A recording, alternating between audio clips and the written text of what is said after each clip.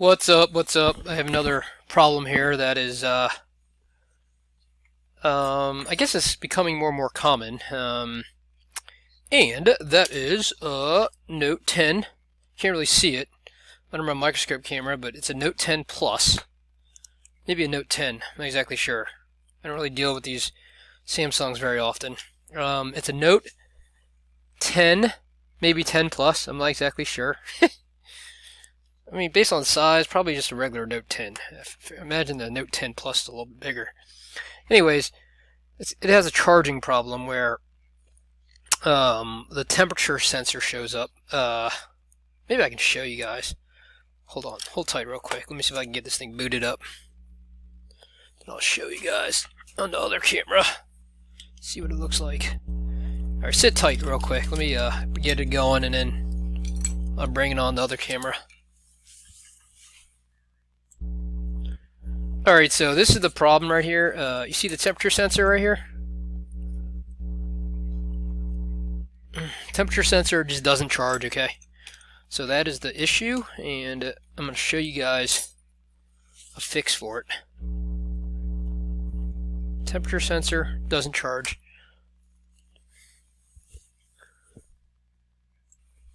Alright, so this is the back of the phone. Take the back glass off and then pop off the NFC connector here. So this is the battery connector, this is the NFC connector. And if you look closely here, let's see. Oh, God.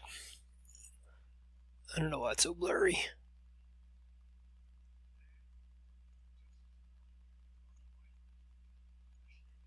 Might be time to upgrade my camera. Okay, let's see. Alright, so if you look at this is the NFC connector, this is the battery connector. If you look at the NFC connector here, you'll see that these pins right here are kind of pushed inwards, and then this is kind of bowed out a little bit. And I think it's probably just because, you know, you're trying to fit it in or whatever, and it's just not fitting, and it just kind of, that's what happens, alright? So there's actually nothing wrong with this connector here, aside from these pins being pushed in. So the fix is really just to pop it in. Let me take this thing off. Okay. So, I mean, most people may replace this connector, but I don't really think that's necessary since, you know, the joints on these things aren't really cracked or anything. I mean, that's the only reason why I would replace it. And, you know, the joints are solid here. Look, there's nothing wrong with these joints here, okay? So, best thing to do, right, is really just take some really sharp tweezers, and you can just kind of go like that. Probably going to ruin a lot of money makers for these shops. But anyways, look, just take your really sharp tweezers, and I'm going to take two of them, and then I'm just going to hold one on this side, hold this on the other side, and then I'm just going to go like this. Push bottom corner. See that? See how the pins are starting to come back out a little bit? Alright. Just be careful. You don't break it. You break it, you got to replace it. So just make sure the gold comes back. Alright, that's it. And pretty much this will fix your problem. Alright. So I don't know if you're at home. I mean, it might be a little hard to do at home without some sharp tweezers and without a microscope. That's all I gotta say. So feel free to send it in to us, because I will charge you $135 for it all day.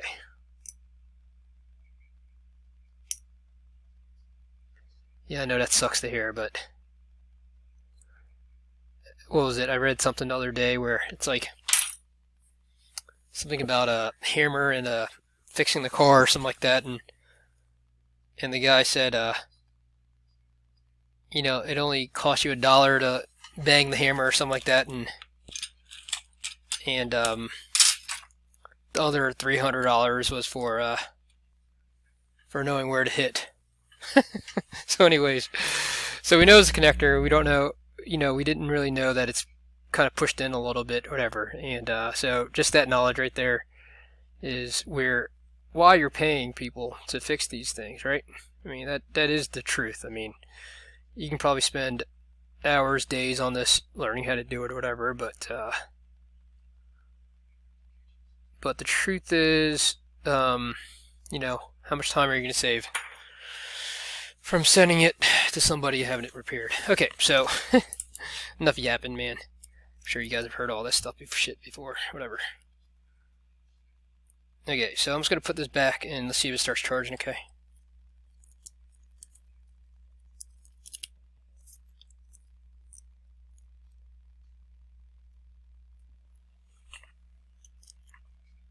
Yeah, these things aren't very easy to pop in, actually. I can see how it's like getting damaged now.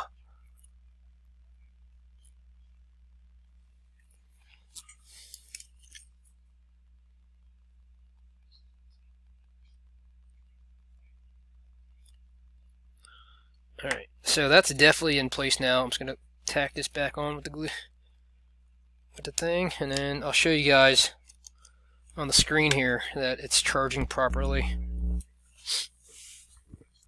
Okay, see that? It's at 1% now. And, see, I think I might even be able to just boot this up and see what happens. Yeah, it's booting up now. So, that's really it, man. Alright, so this is a Note 10, not a 10 Plus, which is what I said, I think. So, I guess I'll just let this sit for a little bit.